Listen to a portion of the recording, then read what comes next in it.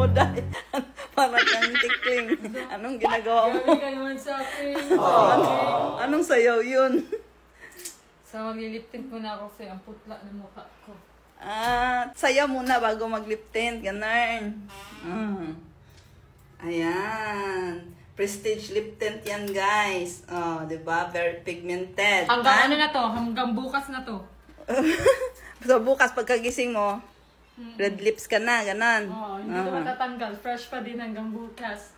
Kasi guys, napapractice ako ng sayaw, guys. Kaya practice ko. Anong sayaw yan? Bagong trend yan? Bagong trend. Kaya guys, ano pa hinihintay nyo? I-check out nyo na to.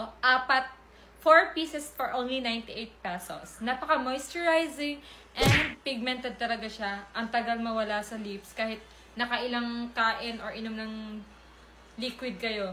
Grabe. Solid, guys. Kaya check out nyo na yan. Sayaw na. Maluto mo kami ganito ni Sophia. Nagka-curve kami ni Sophia nito. Ano na naman yan? Ito. Ano yan? Cheesy carbonara. Cheesy carbonara. Sige, try ko yan. Ano yung isa? Spam? Oo. Maling. Mas Maling. masarap yung maling. Okay, sige. Go! May lakad ka. Naglilip tint. Wala. Dito lang sa bahay. Siyempre, kailangan fresh pa din. Kakatapos ko lang mag-half bath.